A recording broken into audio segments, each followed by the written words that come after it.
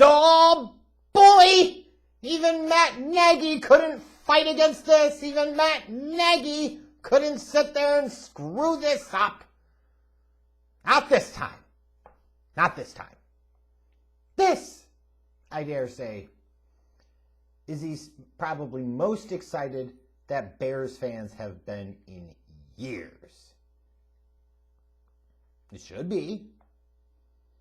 Because Justin Fields is about to take the field as the starting quarterback for the Chicago Bears. That's right, Sunday in this road matchup against the Cleveland Browns, Justin Fields makes his first NFL career start. Obviously, the most notable and noteworthy storyline for Chicago Bears fans, and frankly, involving this game. But it is about a lot more than that as we look ahead to Sunday's matchup. But I can feel it. I've got a buzz, and I've got an excitement. There's no question. Not nearly as exciting as seeing Matt Nagy, Ryan Pace, and Ted Phillips run the fuck out of town. We're not getting to that level of excitement. Not the level of excitement of the Crypt Keeper going away and never being on planet Earth ever again. It's a different level of excitement. But it's pretty exciting nonetheless. So let's take a look ahead at this pivotal Week 3 matchup with the Chicago Bears traveling to Cleveland to take on Baker's Browns. Starting off with the Chicago Bears. They're 1-1, obviously, after holding on to beat the Bengals last week at Soldier Field 20-17. With Andy Dalton's second quarter knee injury that he suffered. How the fuck you get a bone bruise like that? Oh, good God. It's officially Justin Fields time. That is exciting. I know it's easy to dismiss this Bears team, this Bears offense with a rookie quarterback making his first start. Not only that, but a guy that didn't get a lot of reps with the first team in training camp and in the offseason and during preseason because Matt Nagy is a goddamn numbskull. And especially if you look at this team and their offensive performance against the Rams, and frankly, it's not like that offensive performance against the Bengals was anything to write home about. But we also have to understand that Justin Fields is the best quarterback this team has, by a good margin. The physical talent is significantly better. He brings different elements, different layers to this Bears offense, in theory, until you factor in Matt Nagy's play calling and play design, that the other guy, Andy Dalton, just doesn't have. So it's easy to dismiss him, but maybe we shouldn't. However, you'll have a lot of Bears fans that are going to easily find themselves getting caught up in foolishness. Because they're going to say, oh man, the Bears are 1-1 and Justin Fields, the future. He's about to take the field for his first full start. Like, it's needles looking up.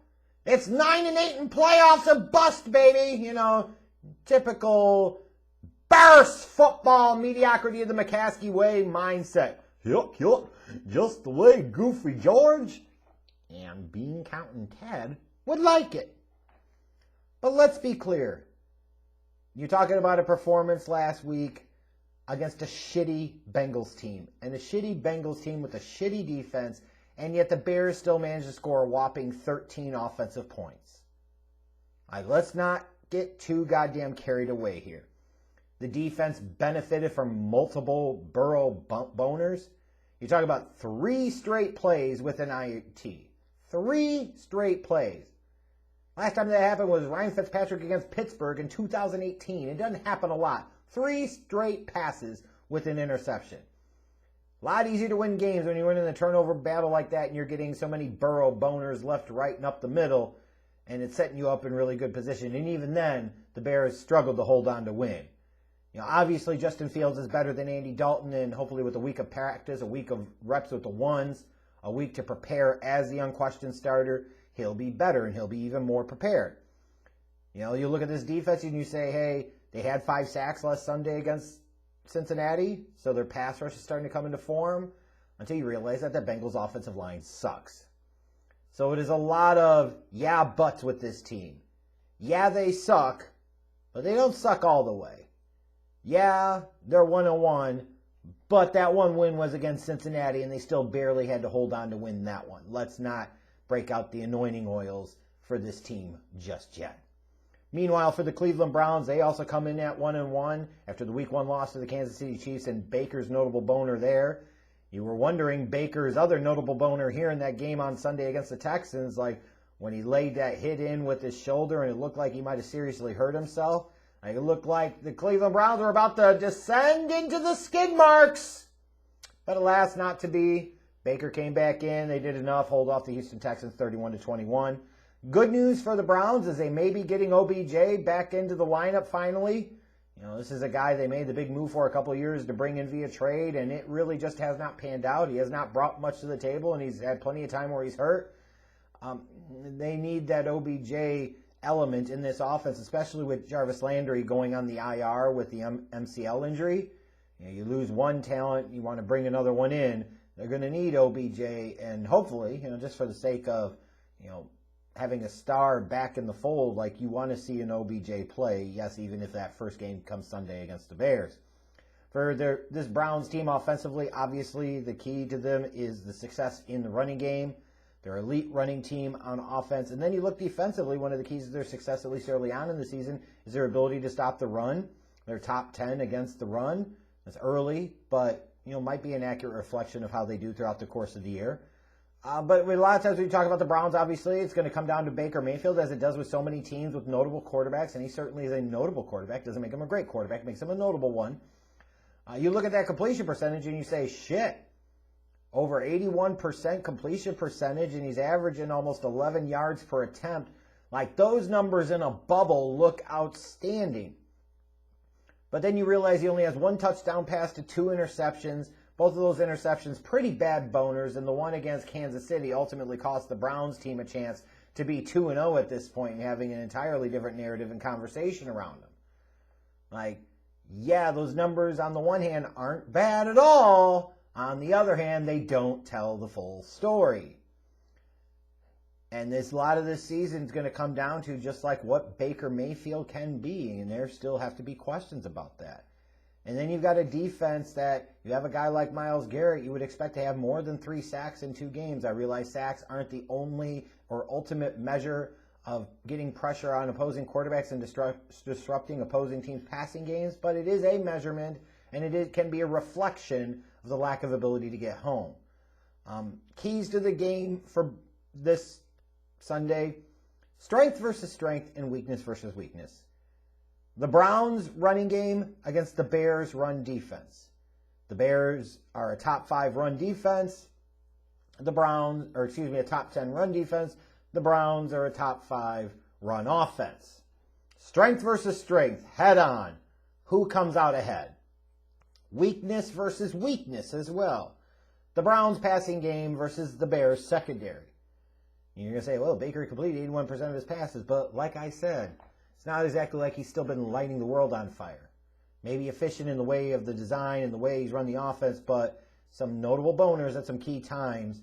And maybe you've got OBJ coming back, but you also don't have Jarvis Landry. And you look through 2 games, nobody on this team has 100 yards receiving. So it is definitely offensively their weak spot. And for the Bears, we all know the secondary, especially when it comes to coverage, is a weak spot. Jalen Johnson is great in man coverage, but the rest of this unit can absolutely be had. So who wins that battle of strength versus strength? Who wins that battle of weakness versus weakness? And then the other big key is going to be who handles the Justin Fields piece better.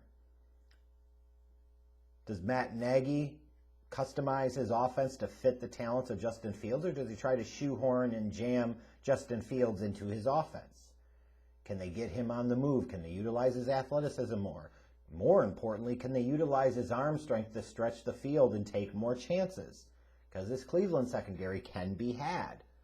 And then you look at the Browns pushing Justin Fields to his weakness, running some complex blitzes, running some intricate zones, zones where you change up the look, getting a situation where maybe you can get some initial press coverage on the outside against guys like Allen Robinson, which disrupts the timing. And Justin Fields, still even in the Cincinnati game, you can see at times a little slow to react. It was a problem he had at Ohio State. It somewhat remains now. So you get him into that space, he's either going to be unsure and he's going to take some bad sacks, or he's going to be a little late potentially throwing the football, which could lead to some bad plays for the Bears offense. It's a good plays for the Browns defense. But it's hard to know with Justin Fields in his first full start, like, You've got, obviously, the best talent the Bears have at the quarterback position playing. Now what are they going to actually do with him? And how are the Browns going to be set up to stop him? I look at this matchup and I say, Cleveland's favored by 7, which to me logically makes sense. The Bears barely beat a boo-boo-ass Bengals team last week. Although you could say the Browns didn't exactly dominate a boo-boo-ass Texans team. But 7-point margin, or 7-point spread, Cleveland's at home, maybe getting OBJ back. That could potentially feel right. The one thing I caution a little bit about this game, if you're a Browns fan, is that the Bears defense, when everybody's healthy, and when I say everybody's healthy in terms of everybody they got right now, the Akeem Hickses of the world, the Bilal Nichols of the world, the Roquan Smiths, the Khalil Macks, this is a team that can play the run really, really well. And if they can contain, minimize, or limit the Browns' rushing attack in any way, yes, that means that it forces them to go against a gettable Bears secondary, but how well will they be able to do that? And for a team like the Bears coming off of a win, and now you got to figure the players are going to be more excited because the players know. Real recognizes real. They knew Andy Dalton, nice guy, not the best quarterback for this team, not the best quarterback on this team, does not give them the best chance to win. Hence the 27 offensive points in 2 fucking weeks. Hence the 9 of 11 for 56 yards passing in the first almost half of the Bengals game. So this Bears team could have a different dynamic. They could have a different look, which is why it's interesting to me. You go into he's the rookie quarterback type of deal. Yeah, I get that makes sense. Maybe the spread should be that much. But you got to be careful there, too, because we haven't seen a ton of Fields. We got a half of football out of him, granted, this past Sunday, but that's still only a half of football. And some of the things he can do as a runner, as a scrambler, to buy time and extend plays and get yards with his feet, move the sticks. That's a dynamic that if the Browns were facing the Bears with Andy Dalton, I'm probably looking at him as a 10, 12, maybe even 14-point favorite. This Bears team is not good, let's be clear. But this Browns team has certainly not looked great so far. They certainly look much better, I think, in week 1 than they did week 2. But I caution Browns fans, don't count your chickens before you're hatched on this game, just because there are some different dynamics at play here. That said, I'm still picking them to win. I'm picking the Browns to win 30-20 because I have zero faith and confidence in Matt Nagy being able to customize his offense to Justin Fields' strengths, putting him in a position to succeed. Why in the fuck would I have any confidence in that? This seems like the type of game where Myles Garrett might be able to go off on a guy like a Jason Peters or a Jermaine Ifedi on the outside at tackle. Yeah, this concerns me quite a bit. It's a big test for the Bears on Sunday. Still an important game for the Browns because they want to get to 2-1. They don't want to potentially lose any potential advantage in the AFC North. I think the Browns are just the better roster, the better team overall, and have much more confidence in them come Sunday.